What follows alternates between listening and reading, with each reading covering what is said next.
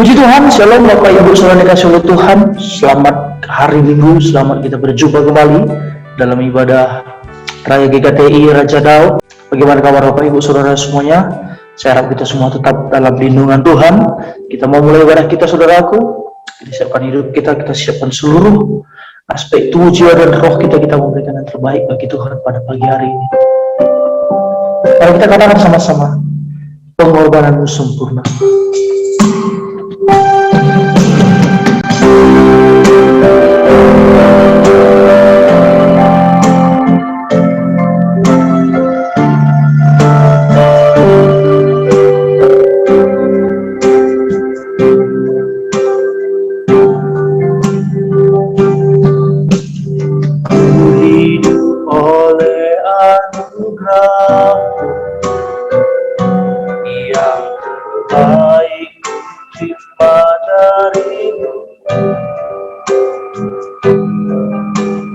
Rancanganmu indah bagi, sebab ku hidup selalu di dalam. Tiada pernah ku meragukan di kasih dan karya salibmu. Telah mati gantikan hidup, sebab itu selalu bersyukur. Kasih-Mu memulihkan hidupku, kuasa-Mu membangkitkan rohku. Darah tak tercurah bagiku, pengorbananmu sempurna.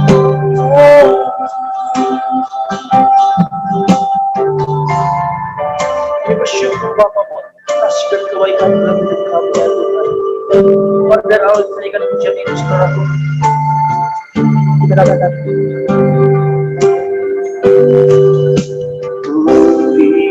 oleh anugerah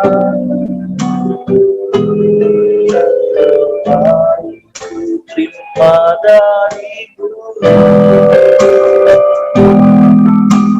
Rancanganmu indah bagiku, sebab hidup selalu di dalam. Tiada pernah ku meragukan di kasih dan karya salibmu. Yang telah mati gantikan hidupku, sebab itu ku selalu bersyukur. Kasih-Mu memulihkan hidupku, kuasa-Mu membangkitkan rohku. Darah-Mu telah tercurah bagiku, pengorbananmu sempurna. Katakan kasih-Mu, kasih-Mu memulihkan hidupku, kuasa-Mu membangkitkan rohku. Darah-Mu telah tercurah bagiku, pengorbananmu sempurna. Pengorbananmu sempurna, pengorbananmu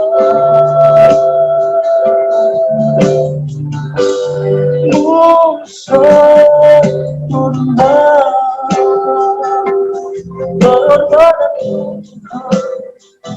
Terima kasih Kau baik bagi kami, kasih-Mu memulihkan hidup kami, memberikan kemenangan bagi kami. Kami menyembah-Mu Tuhan, Yesus baik, selamanya Kau baik. Pengorbanan-Mu yang membuat kami sampai ada pada hari ini. Yesus, Kau sempurna, pengorbanan-Mu sempurna bagi kami. Kau yang layak disembah, Kau yang layak ditinggikan, Tuhan. Segala pujian, segala kemuliaan hanya bagi-Mu. Kau Bapa yang baik, Kau Bapa yang hidup. Sama-sama katakan, kasih-Mu memulihkan hidupku, kuasa-Mu membangkitkan rohku. Caramu tak tercurah bagi pengorbanan-Mu pengorbanan-Mu sempurna.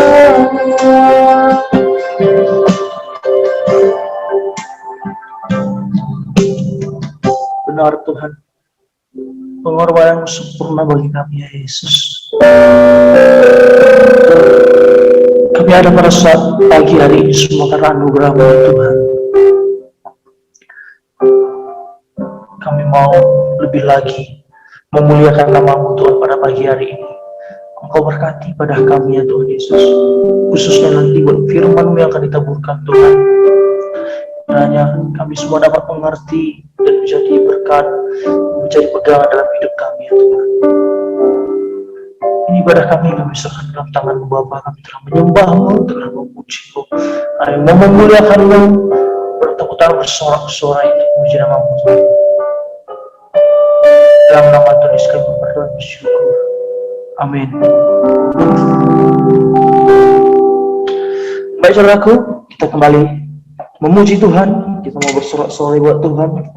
Kita sama-sama katakan, hari ini hari yang telah dijadikan Tuhan, bersuka dalam Tuhan.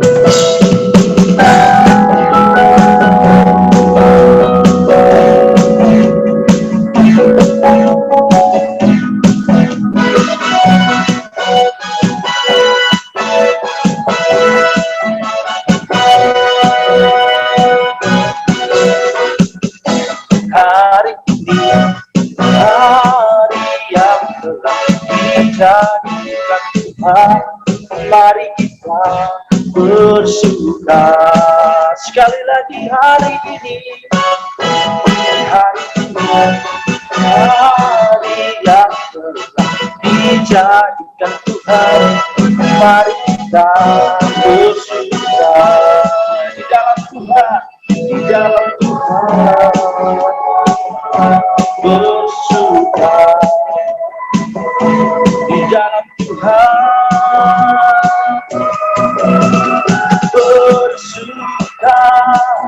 bersuka dalam Tuhan, mari bersuka, bersuka citalah, oh bersuka dalam Tuhan, sekarang bersuka citalah. Dan kita semua bersuka di dalam Tuhan dari awal menjadikan menjadi hari ini, hari yang telah dijadikan Tuhan. Hari ini hari yang telah dijadikan Tuhan, mari kita bersuka. Sekali lagi hari ini hari yang telah bersuka dalam Tuhan, dalam Tuhan, bersuka dalam Tuhan, bersuka, bersuka, bersuka dalam Tuhan, mari bersuka, bersuka dalam bersuka, bersuka dalam Tuhan, sekarang bersuka, bersuka citalah, mari lebih lagi bersuka, bersuka, bersuka dalam Tuhan, mari bersuka, bersuka citalah, oh bersuka, mari kita bersuka dalam Tuhan, sekarang bersuka, bersuka citalah, sekarang bersuka, bersuka citalah, sekarang bersuka, bersuka citalah.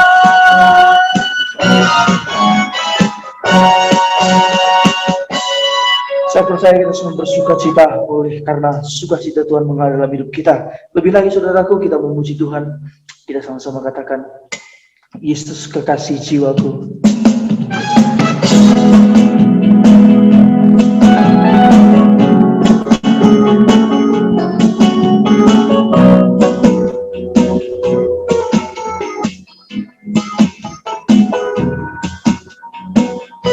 Yesus kekasih jiwaku, sungguh ku percaya padamu, karena kasihmu padaku, kau tebus dosa. Dari terbitnya matahari, dari terbitnya matahari, dan sampai terbenamnya, ku akan lagu pujian, tinggikan namamu. Sekali lagi, Yesus kekasih jiwaku, Yesus kekasih jiwaku, sungguh ku percaya padamu, karena kasihmu padaku, kau tebus dosa. Matahari dan sampai terbenamnya, ku akan lagu pujian, tinggikan namamu.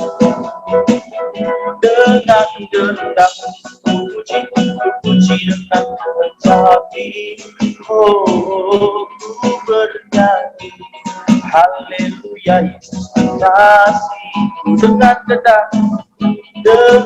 gendang puji, puji dengan kecapi, oh ku bernyanyi haleluya Yesus kekasih.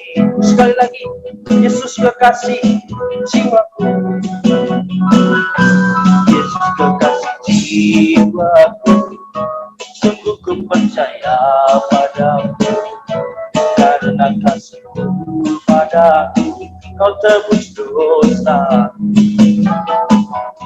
Dari terbitnya matahari dan sampai terbenamnya, ku angkat lagu pujian, tinggikan namamu. Dengan gendang puji, puji dengan kecapi, oh ku bernyanyi haleluya Yesus kekasih. Dengan gendang puji dengan kecapi, oh ku bernyanyi haleluya Yesus kekasih. Ku bernyanyi haleluya Yesus kekasih. Ku bernyanyi haleluya Yesus kekasih.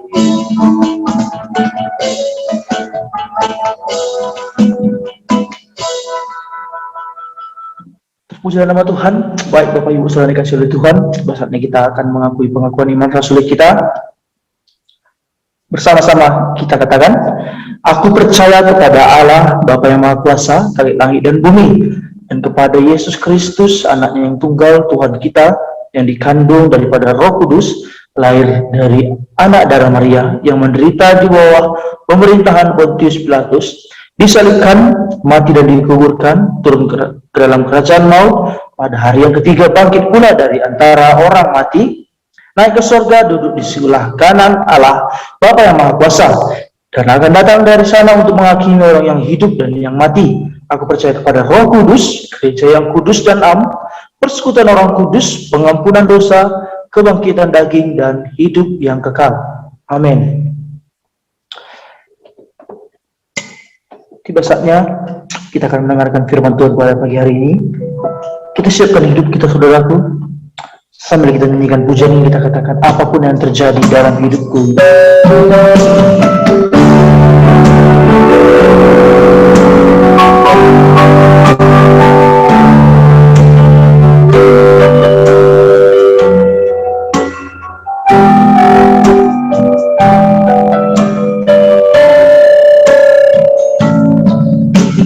Apapun yang terjadi dalam hidup ini, tak pernah ragukan kasih-Mu Tuhan.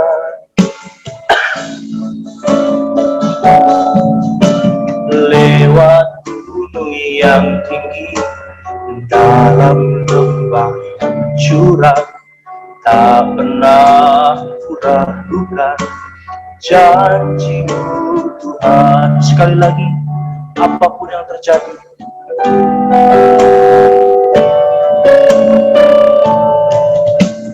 apapun yang terjadi dalam hidupku ini, tak pernah ku ragukan kasih-Mu Tuhan. Lewat gunung yang tinggi, dalam lembah yang curam, tak pernah ku ragukan janji-Mu Tuhan. Kau berfirman dan sembuhkan, Kau bersabda dan selamatkan. Tiada yang mustahil bagimu.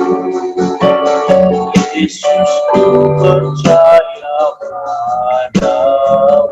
Kau berfirman dan sembuhkan. Kau bersabda dan selamatkan. Tiada yang mustahil bagimu. Yesus, ku percaya padamu. Kau berfirman dan sembuhkan. Kau bersabda dan selamatkan. Tiada yang mustahil bagimu. Yesus, ku percaya padamu. Yesus, ku percaya. Yesus, ku percaya padamu. Yesus, ku percaya. Yesus, ku percaya padamu.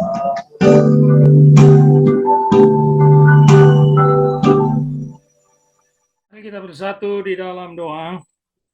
Bapa dalam surga, kami mengucap syukur pada hari ini kami bisa kembali beribadah di hadapan-Mu dalam gereja yang Kau percayakan GKTI Raja Daud. Biar terus Engkau berkati pelayanan ibadah kami di tahun ini. Biar terus mendidik, mengedukasi para jemaat untuk memahami firman-Mu lebih dalam lagi. Inilah kami dalam ibadah minggu ini bernyanyi, memuji, memuliakan nama-Mu. Dan sebentar lagi duduk diam untuk mendengarkan kebenaran firman-Mu. Urapi kami semua, biarkan Roh Kudus yang berotoritas penuh dalam penyampaian firman ini, agar apapun yang hamba-Mu sampaikan adalah suara daripadamu.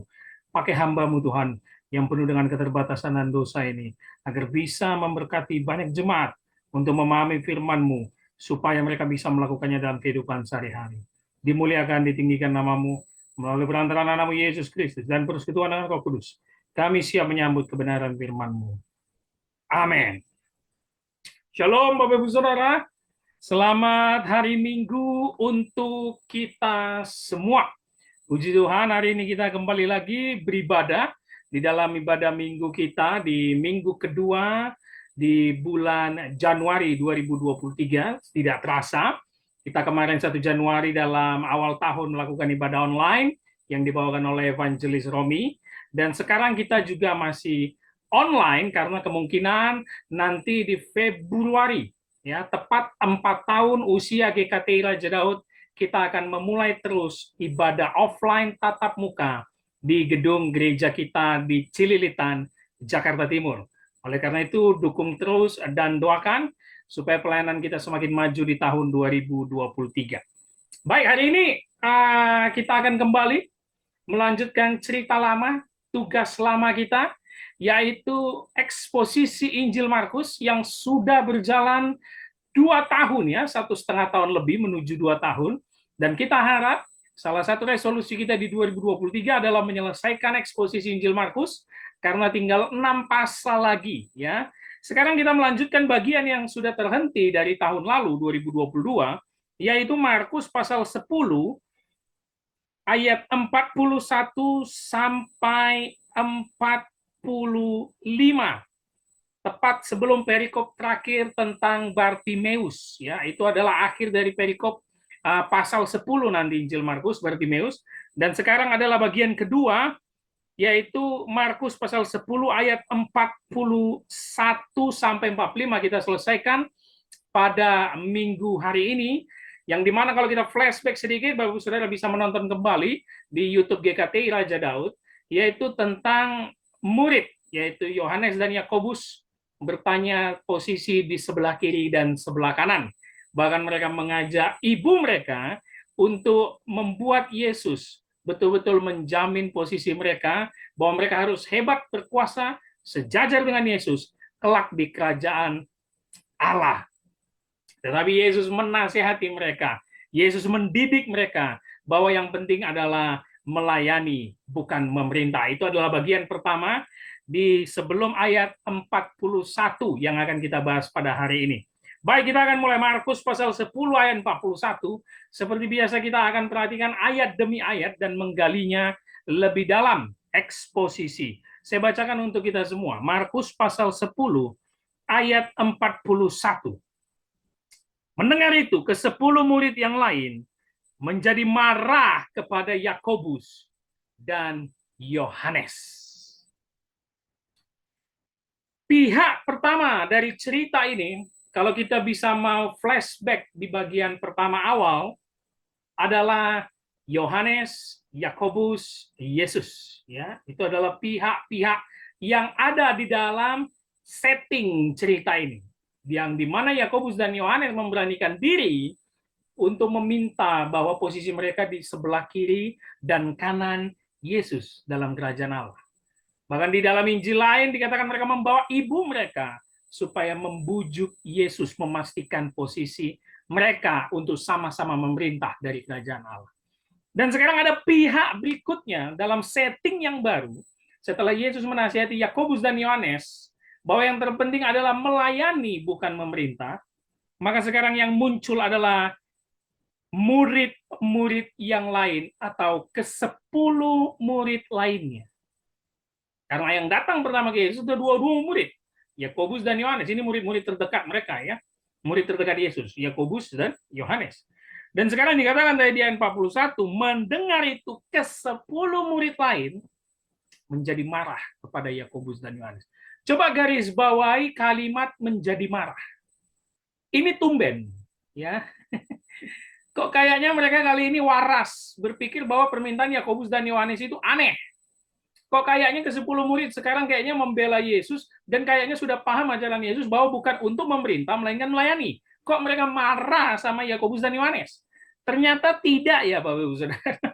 Ini bukan marah untuk membela Yesus, bukan marah karena mengerti soal melayani bukan memerintah, tetapi mereka menegur Yakobus dan Yohanes, ke-10 murid ini, yang kita tahu di dalamnya ada Petrus pasti, menegur Yakobus dan Yohanes karena mereka curi start duluan. Nah, itu dia. Jadi bukan mereka ingin membela Yesus, bukan, tetapi mereka curi start, tidak sopan, diam-diam kalian berdua bersekongkol, bertanya itu kepada Yesus. Seharusnya kita semua yang langsung bertanya, atau seperti biasa siapa? Rasul Petrus lah sebagai pemimpin dan soko guru yang biasanya paling banyak ngomong, paling banyak nanya. Mereka marah kepada Yakobus dan Yohanes karena dianggap serakah. Kenapa? Kita tahu dari pasal 9 yang sudah melihat perubahan Yesus di bukit atau di gunung transfigurasi itu ketiga murid yang paling dekat, Petrus, Yakobus, dan Yohanes. Dan karena itulah alasan Yakobus dan Yohanes merasa mereka berhak berada di sebelah kiri kanan Yesus nanti di kerajaan Allah. Dan sekarang mereka minta lagi dimuliakan, minta lagi ditinggikan, minta lagi di sebelah kiri dan kanan. Akhirnya murid-murid pun marah. Kenapa? Karena sebenarnya pun ke-10 murid akan minta itu, Bapak Ibu Saudara. Pasti. Karena dari pasal 9 mereka sudah berdebat siapa yang terbesar di kerajaan surga. Mereka sudah berdebat soal itu. Mereka nggak peduli ajaran Yesus yang untuk merendahkan diri, sangkal diri, melayani, nggak peduli. Mereka memikirkan yang terhebat, yang terbesar. Ini problem yang cukup panjang dari pengajaran Yesus yang sudah kita eksposisi dari pasal 9. Bayangkan. Jadi mereka bukan ingin membela Yesus di sini, tetapi mereka cemburu karena Yakobus dan Yohanes curi start. Makanya di ayat 41 mereka datang mengkonfrontasi Yakobus dan Yohanes. Mungkin Petrus marah dan menegur mereka kenapa mereka curi start untuk bertanya itu. Atau mungkin kalau dalam pikiran Petrus, kalau mau adil, ya kita 12 dong. Siapa yang ditempatkan sejajar dengan Yesus di dalam kerajaan Allah kelak. Bayangkan betapa panjangnya pengajaran yang dilakukan Yesus, betapa sabarnya Yesus untuk terus mendidik mereka. Tetapi mereka tetap hanya memikirkan siapa yang hebat, bagaimana terdepan, bagaimana paling dimuliakan, bagaimana memerintah dari kerajaan Allah bersama Yesus sebagai Mesias politik yang mereka paham. Salah kaprah terus, Bapak Ibu Saudara. Ini juga menjadi perhatian buat kita, bahwa di dalam mengikut Yesus, menjadi murid Yesus, bukan bagaimana menjadi yang terhebat. Bukan bagaimana engkau menjadi murid yang paling dikasihi, supaya kau kelihatannya paling hebat, paling banyak mujizat, paling kaya, paling banyak berkat. Tidak, tidak. Tetapi pesan-pesannya yang sudah sampai pemberitahuan ketiga, apa? Anak manusia akan siap masuk sengsara, menderita, mati, dan bangkit pada hari ketiga. Itulah inti pesannya, itulah Injil, Bapak Ibu Saudara. Nah, coba kita lanjutkan sekarang ayat 42-nya. Sekaranglah Yesus memberikan pengajaran inti kepada murid-muridnya yang sangat lama sekali memahami pengajarannya, yang lemot sekali, yang tidak mau dibentuk, maunya hanya mementingkan kepentingan diri, maunya hanya meninggikan diri sendiri. Inilah pengajaran yang dilakukan Yesus. Ayat 42. Perhatikan Markus pasal 10 ayat 42. Tetapi Yesus memanggil mereka, lalu berkata, kamu tahu bahwa mereka yang disebut pemerintah bangsa-bangsa memerintah rakyatnya dengan tangan besi, dan pembesar-pembesarnya menjalankan kuasanya dengan keras atas mereka. Nah, sekarang Yesus memberikan pengajaran dengan mengambil contoh pemerintahan yang ada di zaman itu. Perhatikan kalimatnya kembali di ayat 42. Yesus memanggil mereka, ini bukan Yakobus dan Yohanes lagi, tetapi ke-12 murid. Semua mereka dikatakan, kamu tahu bahwa mereka yang disebut pemerintah bangsa-bangsa memerintah rakyat dengan tangan besi. Siapa yang dimaksud Yesus, Bapak Ibu Saudara? Sudah jelas, pemerintahan Romawi yang sedang berkuasa dan menjajah bangsa Israel pada zaman itu. Yang menjajah penduduk Yahudi, menjajah Yesus dan seluruh orang Yahudi pada zaman itu. kaisar, dan pemimpin daerahnya, yaitu Raja Herodes, yang kita tahu psikopat, otoriter, kejam. Ya. Memerintah dengan tangan besi, sangat keras, dengan kekerasan, diktator. Ya, ini kita jumpai dalam setiap zaman kehidupan kita. Kita memiliki banyak tokoh-tokoh sejarah diktator pemerintahan yang sangat-sangat mengerikan. Hitler, Stalin, Mussolini, dan pada konteks ini adalah pemerintahan Romawi. Kenapa Yesus berkata, kamu tahu kan, pemerintah itu memerintah rakyatnya dengan tangan besi. Kenapa? Karena kalau jadi pemimpin, harus terkuat dan terpintar, terhebat. Itulah mindset duniawi yang juga dipegang oleh murid-murid, yang dipegang oleh Yakobus dan Yohanes. Karena pemikiran mereka adalah pemikiran politik. Supaya kelompok kita menang bersama Yesus ini, kita juga harus ikut memerintah bersama dia di sebelah kiri dan sebelah kanannya. Kalau mau terkuat, kalau mau terhebat, harus keras, kejam, dan tangan besi. Itu yang dimaksud Yesus di 42.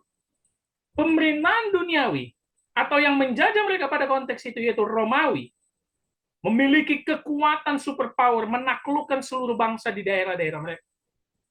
Ya, kita teringat juga dengan kisah sejarah sebelumnya yaitu Yunani, Alexander the Great yang menaklukkan dunia.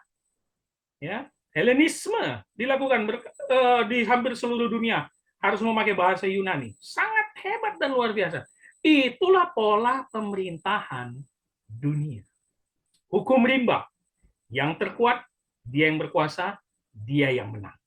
Itulah yang ada di mindset kebanyakan orang dunia. Jangan sampai mindset ini menular kepada kita, orang Kristen, Bapak Ibu Saudara. Nah, ini perlu kita paham. Mungkin engkau sekarang di kantor mengalami banyak sekali polemik.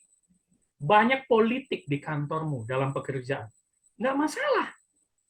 Kita tidak perlu membuktikan bahwa jabatan nomor satu maka kita memiliki Tuhan yang hebat. Tidak. Tuhan kita dibuktikan hebat bukan karena engkau memiliki jabatan tinggi atau nomor satu di pekerjaanmu. Bukan. Tetapi bagaimana pesan Yesus? Apa? Melayani dan merendahkan diri. Itulah dia. Untuk menjadi terkuat orang dunia sudah biasa melakukannya dari sepanjang zaman. Mulai dari zaman Yesus sampai zaman Hitler, zaman Stalin, semua itu dilakukan kok.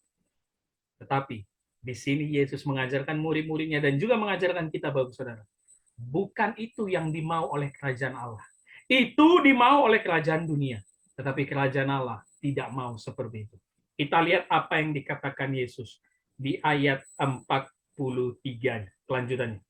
Setelah di ayat 42 dia berkata pemerintah itu memerintah rakyatnya dengan tangan besi, menjalankan kuasanya dengan keras, itu sama sinonim.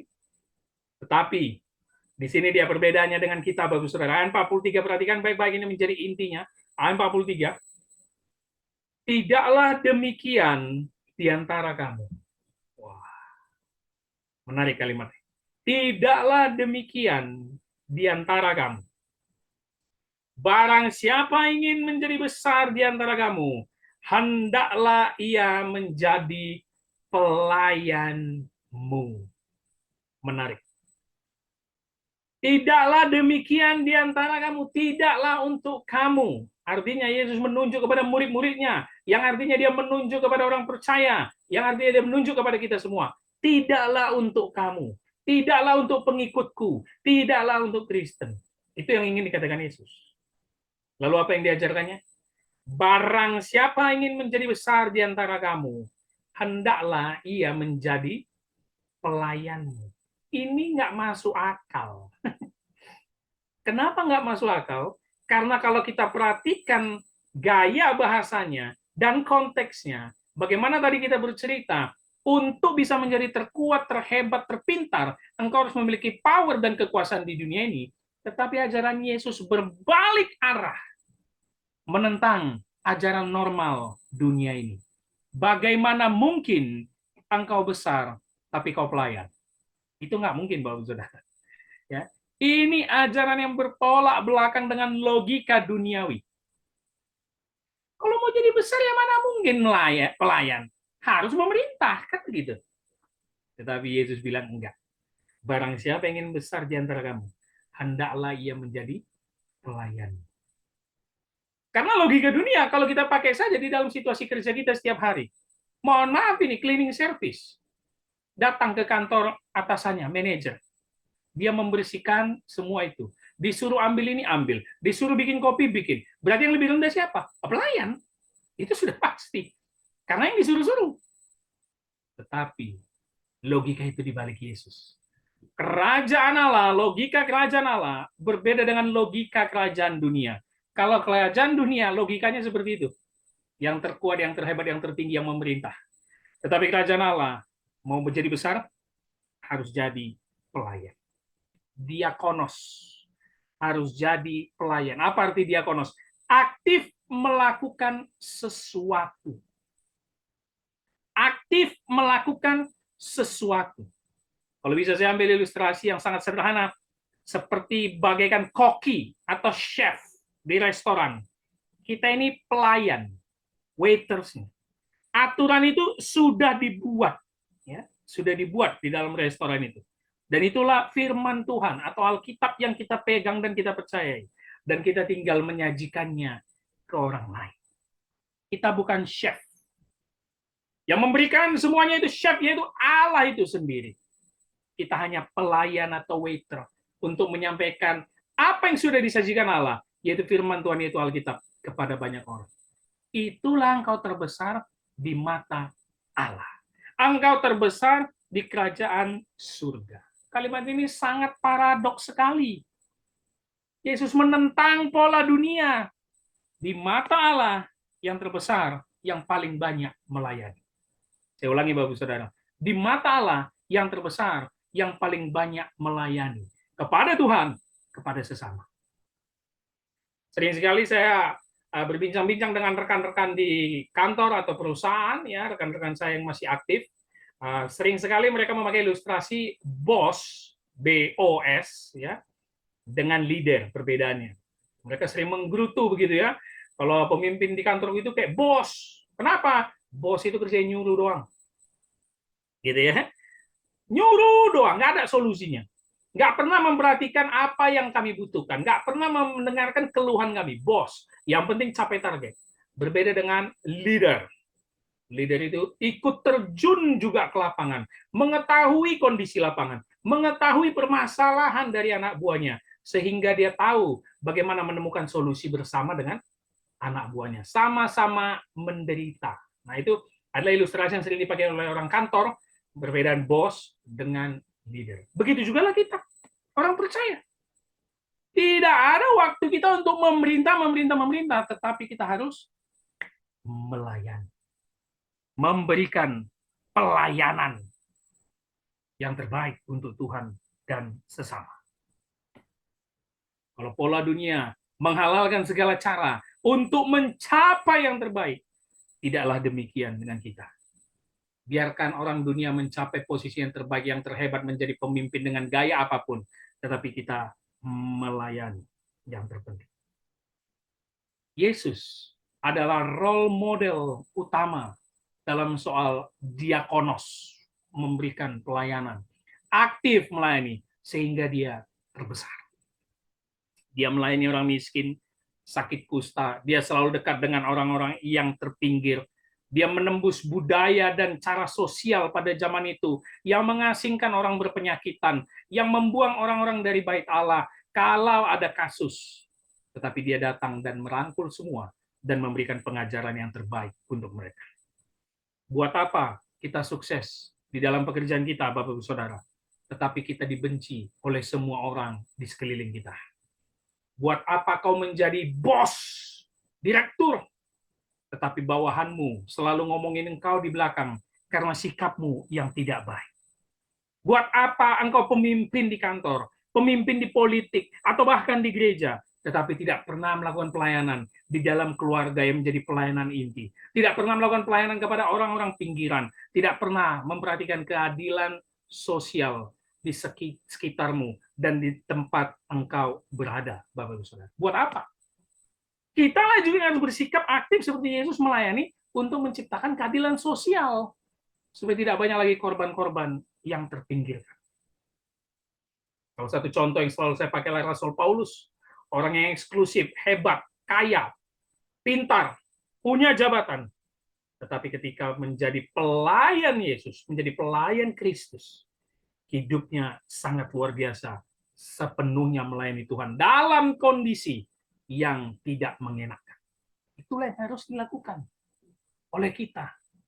Itulah yang harus terus kita pahami dalam kehidupan kita sehari-hari, bukan untuk menjadi nomor satu. Saya punya quote, dunia menawarkan jabatan dan kesuksesan, atau uang banyak, itu sudah pasti otomatis. Dunia menawarkan jabatan dan kesuksesan jika engkau menjadi bos tertinggi atau pemimpin tertinggi. Tetapi Yesus menawarkan kemuliaan ketika engkau mau jadi pelayan yang pikul salib.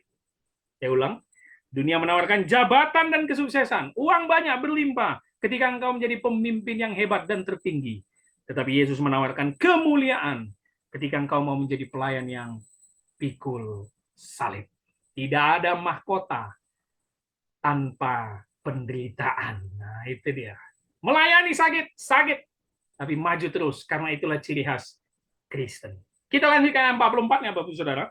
Dikatakan di Markus pasal 10:44 dilanjutkannya, dan berarti ini kelanjutan. Barang siapa ingin menjadi terkemuka di antara kamu, hendaklah ia menjadi hamba untuk semuanya. Waduh, lebih sulit. Ini kelanjutannya. Kalau tadi terbesar harus jadi pelayan, diakonos. Dan sekarang ingin menjadi terkemuka di antara pelayan, ya tadi aja udah besar ya. Jadi pelayan itu jadi besar itu harus jadi pelayan. Nah, mau jadi terkemuka atau menjadi nomor satu lagi di antara pelayan, harus jadi hamba. Semakin parah, Bapak-Ibu Saudara. Doulos, hamba. Kita tahu sendiri konteks doulos di dalam Alkitab dan di dalam budaya pada zaman itu adalah orang yang tidak memiliki hak apapun. Orang yang dibeli, diperjualbelikan. Sama seperti barang. Orang yang tidak memiliki hak untuk bicara, tidak bisa apa-apa. Tetapi itulah yang terbesar dari semuanya, kata Yesus.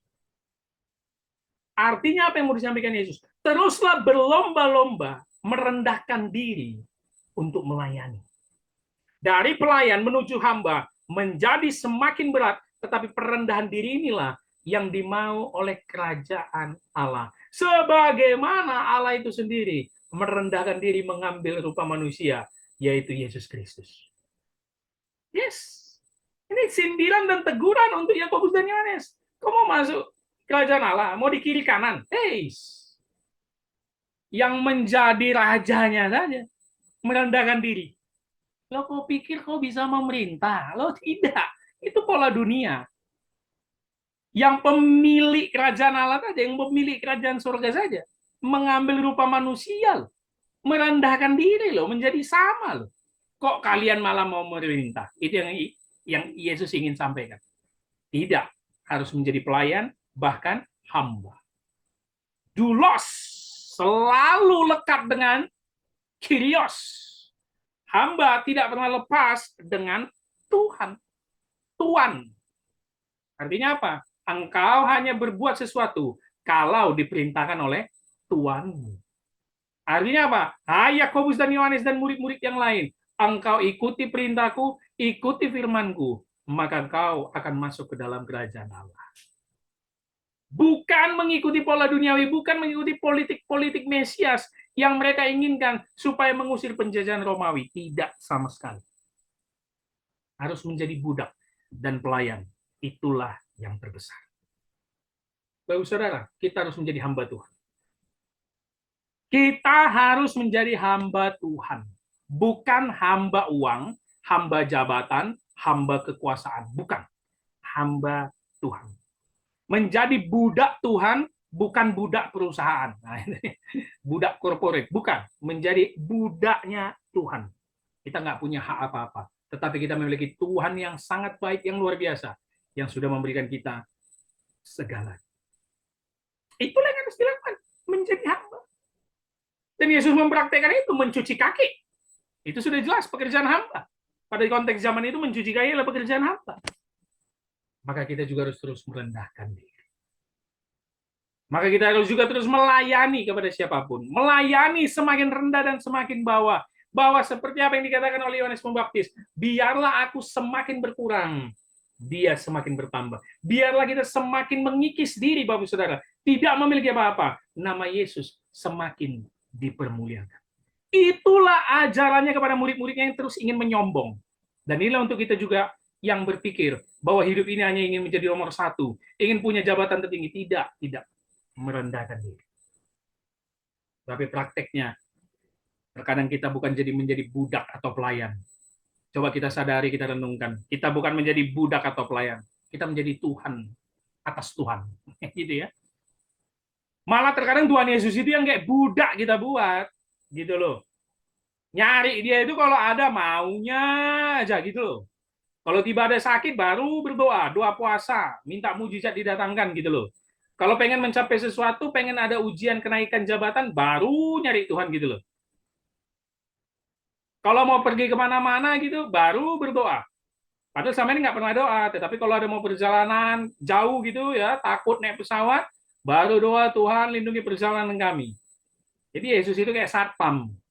Siap bos, laksanakan. Ini siapa yang budak, siapa yang tuan, siapa yang dulos, siapa yang kirios. Jangan sampai di 2023 kita ulangi seperti itu, Bapak Saudara.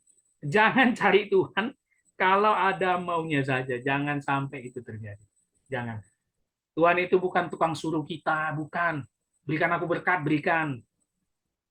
Aminkan doa ini, aminkan perkataan ini. Maka pada hari ini engkau akan menerima 5 kali lipat berkat.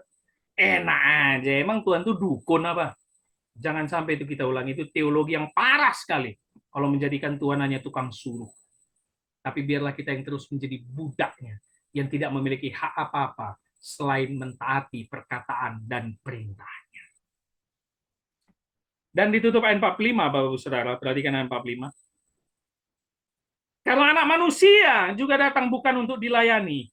Melainkan untuk melayani. Dan untuk memberikan nyawanya menjadi tebusan bagi banyak orang. Jelas. Setelah dia memberikan pengajaran, dia memberikan contoh teladan yang paling jelas dilihat oleh ke-12 mata murid-muridnya. Siapa? Dia sendiri. Dia selalu menggunakan profil atau kalimat anak manusia terhadap dirinya. Ini sering sekali dicatat dalam Alkitab. Bahkan ini gelar yang paling banyak dipakai, disematkan kepada Yesus. Anak manusia datang bukan untuk dilayani, melainkan untuk melayani. Ini yang tadi saya katakan. Merendahkan diri. Dia bukan hanya memberikan pengajaran, bukan hanya ngomong doang. Praktek. Dia praktek. Nah, ini sulit juga ini bagi semua pemimpin kalaupun mendengarkan khotbah ini dan ingin melakukannya. Sulit juga sama kami para pendeta ini. Apakah kami siap terjun ke lapangan, merendahkan diri untuk melayani? Jangan-jangan hanya khotbah juga. Apakah siap pemimpin perusahaan mau merendahkan diri, bergabung dengan penderitaan anak buahnya ke bawah, melihat keluh kesah lapangan? Harus praktek, karena Yesus pun praktek. Anak manusia juga datang bukan untuk dilayani, melainkan juga untuk melayani. Dia yang maha kuasa, dia yang maha tinggi, dia raja, tetapi mau turun untuk melayani. Itu nggak mudah, Bapak Saudara. Itu nggak mudah. Lalu apa selanjutnya? Melainkan untuk melayani dan memberikan nyawanya menjadi tebusan bagi banyak orang. Kematiannya di kayu salib menebus manusia berdosa. Artinya apa? Kenapa Yesus perlu mengucapkan kalimat memberikan nyawa menjadi tebusan bagi banyak orang? Ini adalah puncak pelayanan tertinggi. Ya. Tidak ada kasih yang lebih besar daripada kasih seorang sahabat memberikan nyawanya.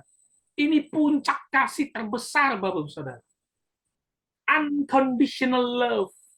Oke, kita mungkin mau mempraktekkan ini. Kita mau terjun ke bawah, melayani walaupun kita punya posisi yang tinggi. Tetapi secara kedagingan kita memiliki batas. Memiliki batas toleransi. Atau kalaupun bukan dari diri kita sendiri, orang yang di sekeliling kita, ataupun tim kita, ataupun anak buah kita, yang menjaga supaya kita jangan kebablasan, betul kan? Ya, nggak usah jauh-jauh, pendeta saja, pelayanan, mau itu ke pedalaman, mau kemana-mana, orang yang di situ segan juga, Bapak Ibu Saudara. Oh, Pak Pendeta jangan yang itu. Oh, Pak Pendeta duduk saja. Oh, Pak Pendeta makan duluan. Oh, Pak Pendeta jangan beli. Pak Pendeta itu kami aja, itu urusan kami. Jangan Pak Pendeta. Yesus enggak loh. Sampai memberikan nyawa. Itu gila loh, Bapak Saudara. Itu gila. Itu puncak terbesar. Dan itulah puncak untuk masuk ke dalam kerajaan Allah. Itulah syarat terbesarnya. Dan itu sudah dipraktekkan Yesus. Benar nggak? Itu sulit, Bapak Saudara. Memberikan nyawa bagi tebusan banyak orang. Dia yang kudus. Mau bersatu dengan kita, manusia yang berdosa yang tidak kudus ini. Minjam kalimat lain, dia yang tidak berdosa dibuat berdosa, begitu. Karena dia menjadi sama seperti manusia. Memberikan nyawanya, berkorban. Inilah bentuk pelayanan tertinggi. Memberikan nyawa. Mungkin kalau kita memberikan nyawa untuk tukar anak atau istri kita, masih oke. Walaupun saya nggak yakin 100% semua mau melakukan itu ya. Entah itu suami atau istri. Ya, misalnya kayak di film-film gitu ya, di Sandra gitu ya. Kamu mau selamat, tukar nyawa anakmu ini. Kalau nggak kami culik, kami bunuh anakmu. Ya udahlah, saya saja bunuh. Begitu di film-film kan. Anak istri masih oke. Untuk orang tua masih oke. Untuk orang lain banyak orang gitu loh. Hah? Apakah saya pendeta Harold ingin membebaskan satu kampung yang berisi 500 orang, tetapi ditukar nyawa saya nggak kenal 500 kampung itu gitu loh. Oke lah 200-nya saya kenal, 300-nya enggak. Mikir, Bapak. Mikir. Tetapi Yesus kalimatnya strong sekali, keras sekali. Memberikan nyawanya menjadi tebusan bagi banyak orang. Pemimpin yang menghamba adalah yang terjun memberikan pelayanan dan menjadi budak di hadapan Allah. Yesus datang mencari dan berkorban. Dia datang lahir yang baru kita peringati Natal bukan untuk main-main. Dia datang untuk berkorban. Maka itu Bapak Saudara. Anak-anak muda khususnya. Masih minggu kedua loh ini. Januari 2023. Jangan lagi hitung-hitungan untuk Tuhan. Jangan. Jangan lagi hitung-hitungan. Pelayanan jangan lagi mikir capek, mikir hujan, mikir ada kerjaan sebentar, mikir kejar tender, kejar proyek. Kalau udah komitmen melayani Tuhan, berikan segalanya. Ingat, Yesus yang kau sembah, yang kau percaya itu, sampai memberikan nyawanya bagi tebusan banyak orang. Loh, kau diminta waktu dikit aja kok susahnya setengah mati itu kan, tahu saja jadi Kristen lah. Nah, itu bahasa saya. 2023, kita menjadi orang-orang yang siap menjadi pelayan diakonos dan terkemuka menjadi budak, yaitu doulos, supaya nama Allah yang dimuliakan. Jangan ikuti pola dunia. Biarkan orang dunia sukses mengejar impiannya menjadi nomor satu. Ya. Bukan berarti kita nggak mau sukses, kita mau sukses, tetapi sukses sesuai dengan karakter murid Kristus, yaitu melayani. Melayani dan mengasihi. Makanya dalam topik ini, saya memberikan subtemanya yang paling singkat dengan satu kalimat. Kepemimpinan yang menghamba. Engkau pemimpin, yes. Engkau sukses, yes. Engkau berhasil, yes. Tetapi ingat, engkau adalah hamba Tuhan yang harus tetap mengasihi Tuhan, mengasihi sesama, dan berkorban selama-lamanya. Jangan kejar dunia yang tidak akan ada habisnya. Kejarlah apa yang dimau Tuhan, yang disenanginya. Maka engkau akan masuk bersama Allah Tritunggal di dalam kekekalan kerajaan sorga. Amin. Mari kita berdoa. Bapa di dalam surga, kami mengucap syukur. Pada hari ini kami bisa melanjutkan eksposisi Injil Markus, di mana hari ini firman-Mu menegur kami untuk terus menjadi pelayan, menjadi hamba-Mu yang setia. Tidak memiliki sifat ambisius terhadap hal-hal duniawi, tetapi melupakan pekerjaan Tuhan. Roh Kudus materikan firman ini, kuatkan kami untuk menjadi pelaku-pelaku firman, bukan hanya sebagai pendengar, tetapi biarlah kami bisa mempraktikkan dalam kehidupan sehari-hari. Terima kasih Bapa, dimuliakan ditinggikan nama-Mu. Melalui perantaraan anakmu Yesus Kristus, kami telah berdoa dan mengucap syukur. Amin. Puji Tuhan, kita telah mendengarkan firman Tuhan pada pagi hari ini. Saya ingin kita semuanya diberkati oleh firman Tuhan. Mari kita sama-sama nyanyikan sekali lagi, saudaraku. Walau badai hidup menerpaku, sebab di hadapan Tuhan tidak ada yang suka. Biar itu menjadi pegangan kita, agar kita tetap percaya kepada Tuhan.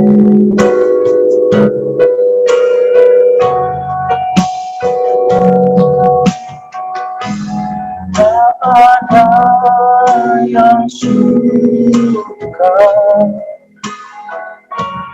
tak ada yang benar, satu percaya padamu Bapa.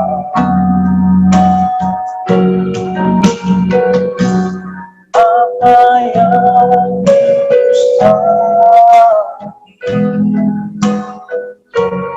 di dalam hidup, Kau jadikan bukti bagi diriku. Walau badai hidup menerpa, aku selalu percaya padamu. Saat aku selalu mendengarkan, aku pasti sanggup. Walau badai hidup menerpa, aku selalu percaya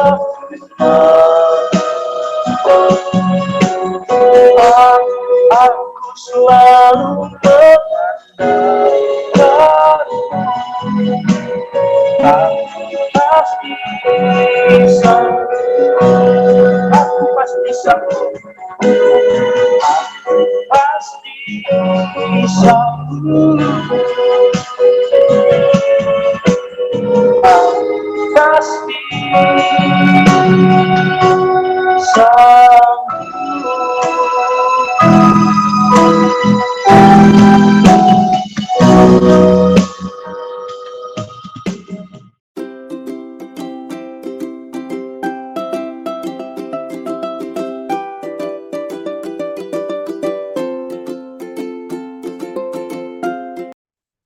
Mari kita akhiri ibadah kita bersatu di dalam doa.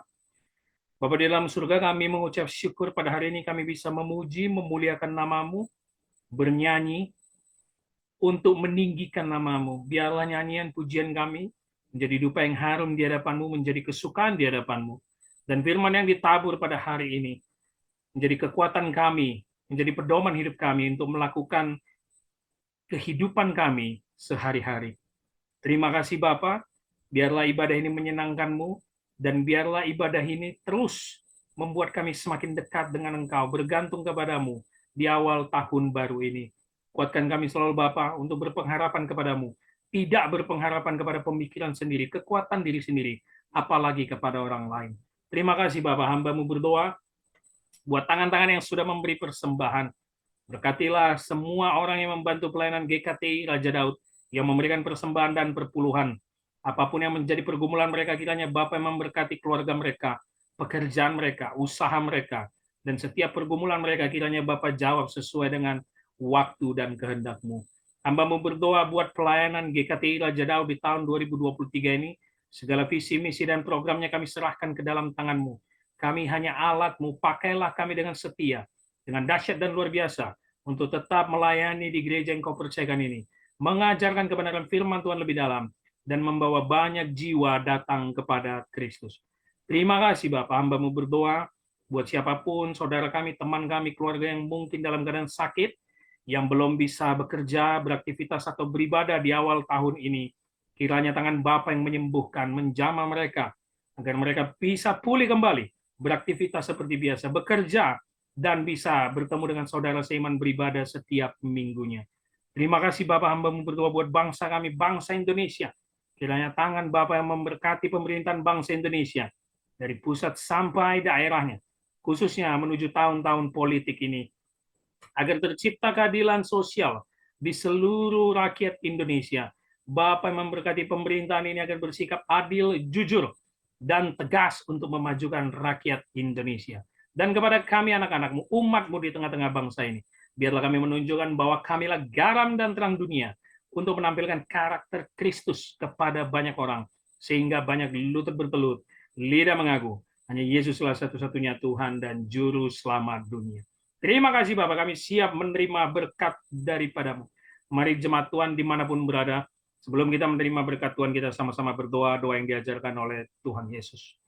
Bapa kami yang di sorga, dikuduskanlah nama-Mu, datanglah kerajaan-Mu, jadilah kehendak-Mu di bumi seperti di sorga. Berikanlah kami pada hari ini makanan kami yang secukupnya, dan ampunilah kami akan kesalahan kami, seperti kami juga mengampuni orang bersalah kepada kami. Dan janganlah membawa kami ke dalam pencobaan, tetapi lepaskanlah kami daripada yang jahat. Karena Engkaulah yang punya kerajaan, dan kuasa, dan kemuliaan, sampai selama-lamanya. Amin. Arahkanlah hatimu dan terimalah berkat Tuhan. Tuhan memberkati engkau dan melindungi engkau. Tuhan menyinari engkau dengan wajahnya dan memberi engkau kasih karunia. Tuhan menghadapkan wajahnya kepadamu dan memberi engkau damai sejahtera. Amin.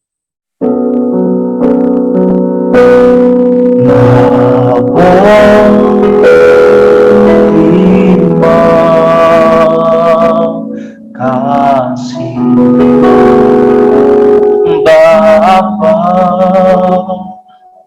terima kasih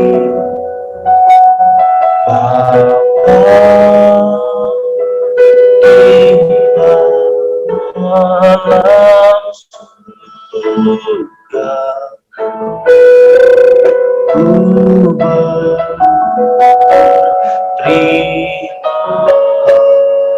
kasih.